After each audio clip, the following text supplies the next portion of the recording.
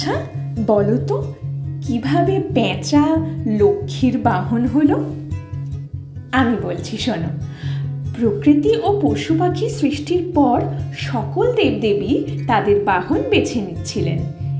একইভাবে মা লক্ষ্মী তার বাহন বেছে নিতে মর্তে ভ্রমণ করেন। তখনই সমস্ত পশু পাখি লক্ষ্মীর সামনে হাজির হয়ে নিজেদের বাহন বেছে নেওয়ার আহ্বান জানান।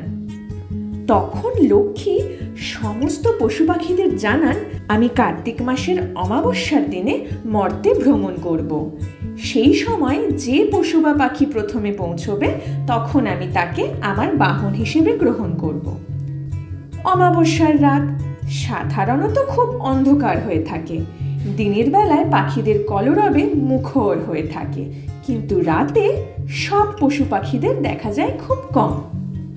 কার্তিক মাসের অমাবস্যার রাতে যখন ধনলক্ষ্মী মর্তে নেমে আসেন, তখন পেঁচা প্রথম লক্ষ্মীকে দেখে কাছে পৌঁছে যায়, কারণ পেঁচা নিশাচর প্রাণী। পেঁচার এই গুণাবলীতে খুশি হয়ে দেবী লক্ষ্মী তাকে নিয়ে তার যাত্রা শুরু করেন। পৌরাণিক বিশ্বাস অনুসারে পেঁচা সবচেয়ে বুদ্ধিমান নিশাচর প্রাণী।